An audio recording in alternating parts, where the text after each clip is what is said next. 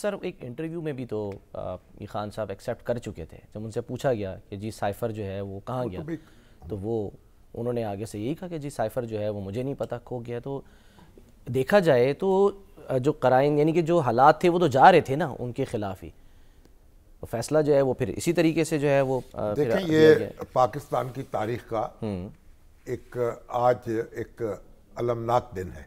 अच्छा। और कोई खुशी की बात नहीं है, कानूनी मामला जो भी हों। तो बहरहाल अब अदालत में जिस तरह कार्रवाई हुई है, उसके बाद ये अपील होगी इस्लामाबाद हाई कोर्ट में जी, फिर अपील होगी सुप्रीम कोर्ट में, और 2 अपीलों का हक हासिल है खान साहब को भी और कुरैशी साहब को भी। ये इब्तदाई अदालत का फैसला है, इंतहाई अदालत का नहीं है। और अब बड़ी दिलचस्प बात यह है कि आज सोशल मीडिया पर वो तस्वीरें गर्दिश करती रहीं जब नवाज शरीफ साहब को सज़ा सुनाई गई, तो फिर किस तरह से मिठाई खा रहे हैं सदर आरिफ अलवी साहब भी और खान साहब भी और शाह महमूद कुरैशी साहब भी, और बातें खिली हुई हैं खुशी से। और खान साहब ने तो इमरान खान साहब ने ट्वीट भी किया। तो बात यह है कि ये वो भी एक अलमनाक दिन था जब उनके साथ नवाज शरीफ साहब के साथ मामला हुआ या उनको सज़ा सुनाई गई, और आज भी कोई खुशी का इज़हार नहीं किया जा सकता। आज उन्होंने सर खिताब किया है, तो क्या कहा है ज़रा सुन लें नवाज शरीफ साहब ने इस फैसले के बाद, सुनाइए जी। नवाज शरीफ साहब जो है वो आज हारूनाबाद में थे, अगर सर इजाज़त दें मरियम साहब का भी क्विकली सुन लें, उन्होंने भी इस बस पर क्या कहा, फिर आगे बढ़ते हैं। सर वो कहते हैं ना, with great powers comes great responsibility, जितना बड़ा होता। उन्होंने मिठाई नहीं बांटी ना खाई है, लेकिन बहरहाल दिल की भड़ास जरूर निकाली है। देखें, पाकिस्तान की तारीख जो है वो भरी पड़ी है फैसलों से। पॉपुलर लीडर्स जो हैं उन पर मुकदमात से, अब शेख मुजीबुर रहमान से शुरू हो जाए, जुल्फ़िकार अली भुट्टो को ले लें, फिर नवाज शरीफ साहब को ले लें, फिर इमरान खान साहब को ले लें।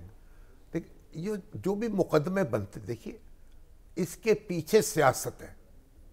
अच्छा, अगर सियासत हमारी दुरुस्त हो और हमारे रहनुमा एक दूसरे के साथ ताल्लुकात कार रखते हों और एक दूसरे का एहतराम करते हों, फिर ये सूरत हाल पैदा ही ना हो।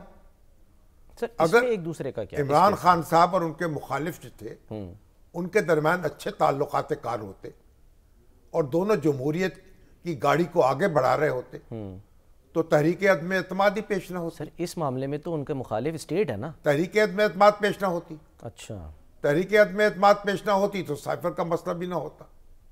अच्छा। ना उससे खेलना पड़ता।